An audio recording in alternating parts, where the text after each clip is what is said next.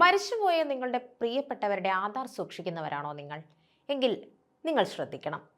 ഒരാൾ ജീവിച്ചിരിക്കുമ്പോൾ അയാളുടെ തിരിച്ചറിയൽ രേഖകൾക്ക് എത്രമാത്രം വിലയുണ്ടോ അതിനേക്കാൾ ഭീകരമായ വലിപ്പമുണ്ട് അയാൾ മരിച്ചു കഴിഞ്ഞാലും ആ രേഖകൾക്ക്.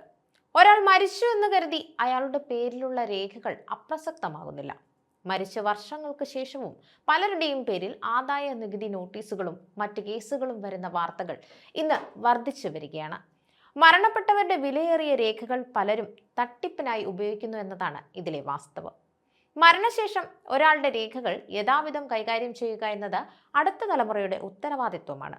അല്ലാത്തപക്ഷം ഇവ വഴി ഉണ്ടാകുന്ന തട്ടിപ്പുകളുടെ ഉത്തരവാദിത്വം കൂടി മരണപ്പെട്ടവരുടെ കുടുംബങ്ങൾക്ക് ഏറ്റെടുക്കേണ്ടി വന്നേക്കാം.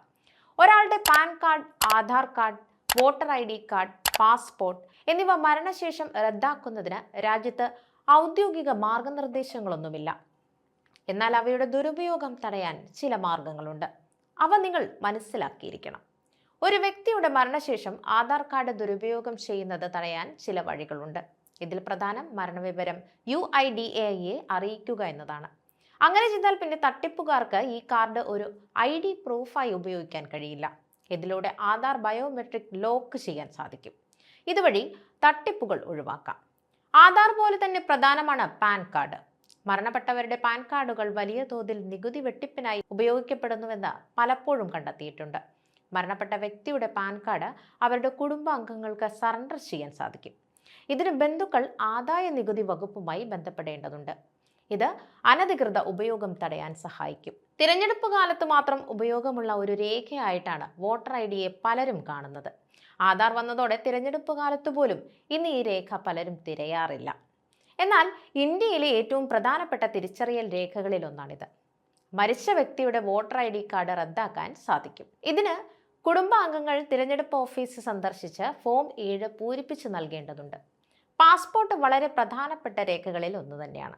ആധാർ പോലെ പെട്ടെന്ന് ഇല്ലാതാക്കാൻ നിയമമില്ലെങ്കിലും റീജിയണൽ പാസ്പോർട്ട് ഓഫീസിൽ മരണ സർട്ടിഫിക്കറ്റ് സഹിതം അപേക്ഷ നൽകി പാസ്പോർട്ട് അസാധുവാക്കാൻ സാധിക്കും. അതല്ലെങ്കിൽ കാലാവധി കഴിയുന്നതുവരെ ഇത് ജാഗ്രതയോട് സൂക്ഷിക്കുക. ഈ രേഖ നഷ്ടപ്പെട്ടാൽ ഒട്ടും വൈകാതെ തന്നെ പോലീസിനെ അറിയിക്കുകയും വേണം. അവസാനമായി ഏറ്റവും പ്രധാനം മരിച്ചവരുടെ ബാങ്ക് അക്കൗണ്ടുകളാണ്. ഈ അക്കൗണ്ടുകൾ തട്ടിപ്പുകാർക്ക് വലിയൊരു ക്ഷണക്കത്താണ്. എത്രയും പെട്ടെന്ന് ബാങ്കിൽ ബന്ധപ്പെട്ട് അവ മരവിപ്പിക്കുകയോ ക്ലോസ് ചെയ്യുകയോ ചെയ്യുക. എന്നാൽ ഈ നടപടികൾക്കെല്ലാം ഒരു പ്രധാന രേഖ ആവശ്യമാണ്. അതാണ് മരണപത്രം അഥവാ ഡെത്ത് സർട്ടിഫിക്കറ്റ്. ഒരാൾ മരണപ്പെട്ടാൽ അത് നിശ്ചിത സമയത്തിനുള്ളിൽ പ്രാദേശിക അധികാരികളെ അറിയിച്ച് ഡെത്ത് സർട്ടിഫിക്കറ്റ് വാങ്ങേണ്ടതുണ്ട്. തുടർന്നുണ്ടായേക്കാവുന്ന നൂലാമാലകളിൽ നിന്ന് രക്ഷ നേടാനും ഇത് ആവശ്യമാണ്.